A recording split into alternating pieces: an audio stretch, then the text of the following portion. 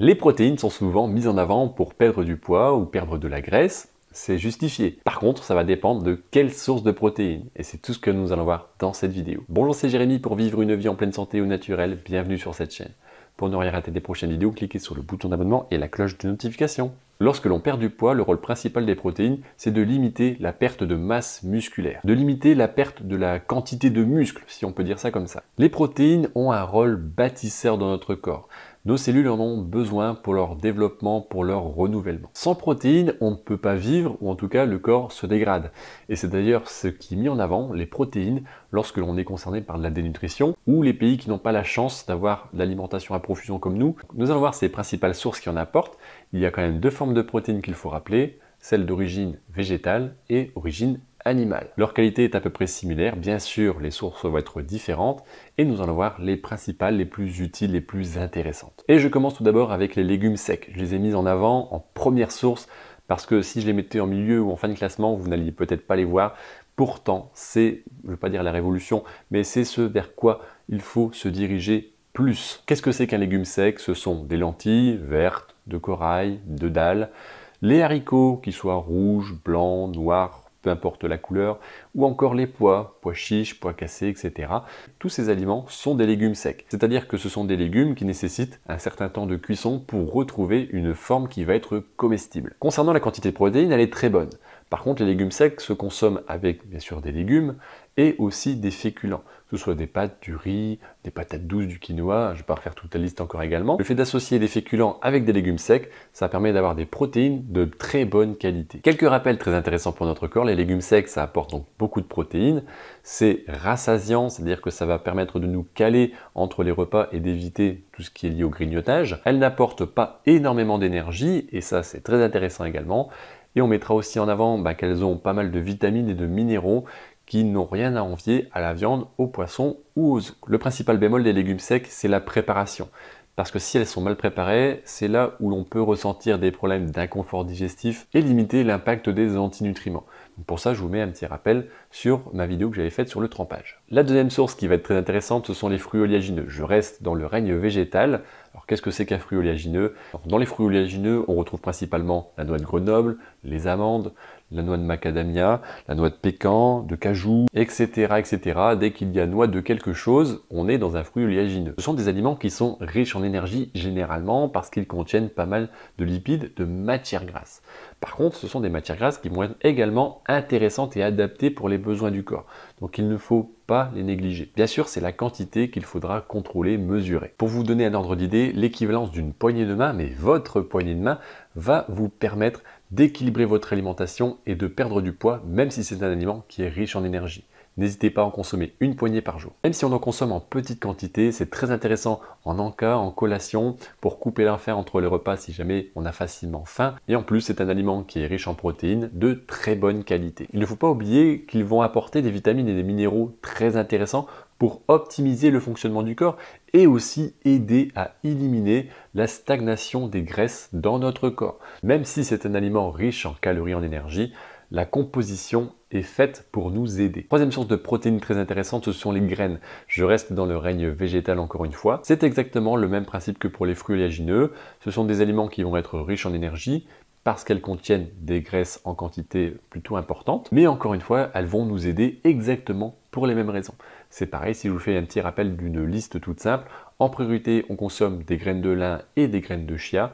Et un peu plus occasionnellement, on peut consommer des graines de tournesol, des graines de courge ou encore des graines de sésame. Bien sûr, il y a bien d'autres graines qui peuvent être consommées, que l'on peut éventuellement retrouver dans des magasins spécialisés, par exemple type biologique. Les aliments que l'on ne retrouve pas facilement, où il faut chercher, où ça demande des choses compliquées à faire, je n'en parle pas. En plus, c'est plutôt coûteux, donc voilà, je mets tout ça de côté. Par contre, si vous avez une question par rapport aux aliments que vous consommez habituellement, par rapport à votre situation, vous avez un doute, vous ne savez pas, n'hésitez pas, posez-moi la question dans les commentaires, je vous répondrai. Et c'est pareil encore une fois, par rapport à l'équivalence, on va prendre environ une poignée, encore une fois. Donc tout simplement consommer environ cette quantité par jour, c'est le minimum que vous devez faire pour équilibrer au mieux vos apports en oméga 3 et qui vont également vous permettre de réguler votre poids beaucoup plus naturellement. On arrive à la quatrième source de protéines, on arrive aux protéines animales avec le poulet.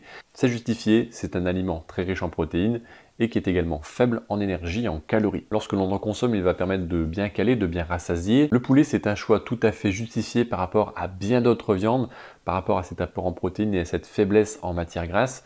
Et c'est pour ça que les personnes pratiquant la musculation ou l'endurance l'apprécient particulièrement. Et la petite particularité, c'est que dans le poulet, on retrouve de la vitamine B12 que l'on ne retrouve pas dans les protéines d'origine végétale. Une portion de 100 grammes va généralement être largement suffisant pour une majorité de personnes. Lors d'un repas, c'est amplement suffisant. Il ne faut pas exagérer sur les quantités, sur la fréquence de consommation non plus, parce que c'est un aliment qui reste assez coûteux. C'est pour ça que je vous ai parlé des légumes secs en début de vidéo, pour justement vous puissiez les entendre. Tout simplement, ils apportent tout autant de protéines et ils sont plus économiques. Si vous souhaitez équilibrer votre alimentation un peu plus naturellement et ajouter justement des aliments plus économiques, comme les légumes secs par exemple, et vous ne savez pas spécialement comment faire, n'hésitez pas à regarder en description. Vous avez un programme offert qui vous permet d'équilibrer tout ça. La cinquième source, c'est la dinde. Je vais y passer rapidement.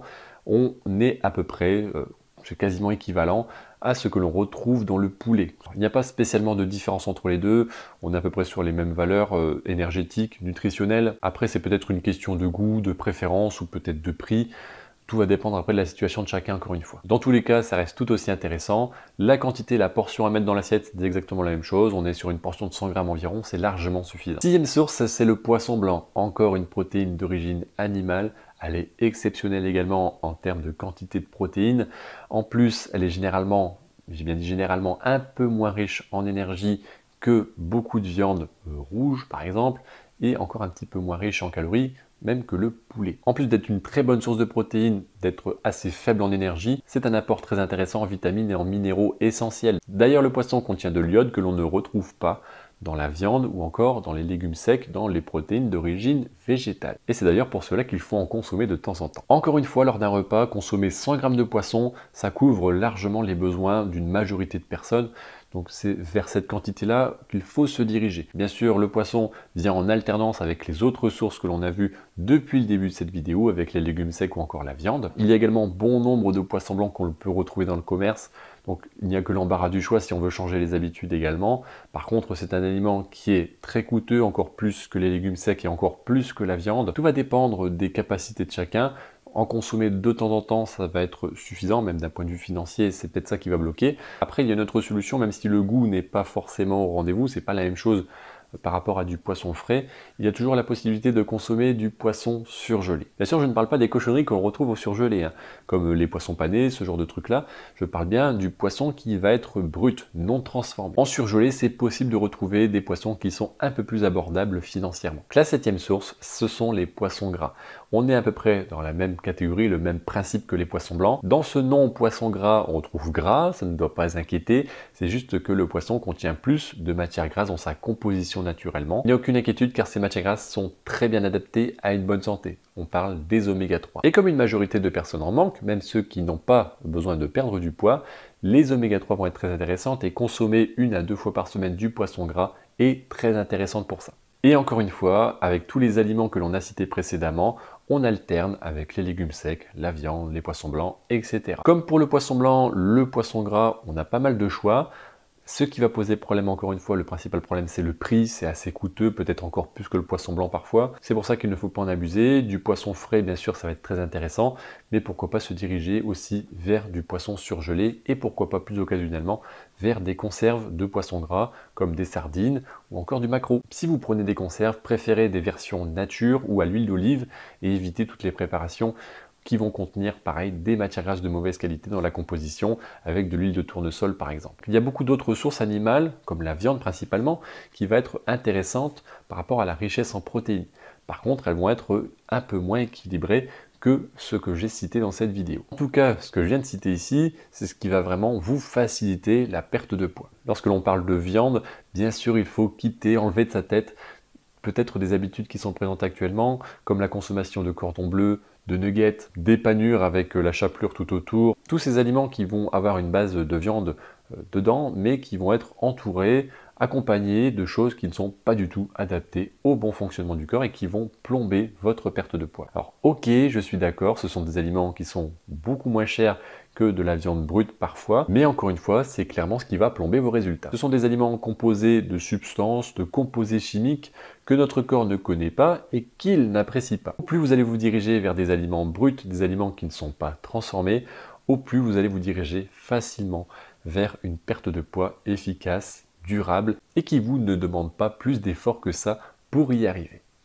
Merci d'avoir regardé cette vidéo, n'hésitez pas à me poser vos questions en commentaire, ou si vous avez d'autres aliments qui vous posent question que je n'ai pas parlé durant cette vidéo, n'hésitez pas, je vous répondrai. On se retrouve bientôt pour une nouvelle vidéo et un nouveau sujet. Portez-vous bien et à bientôt.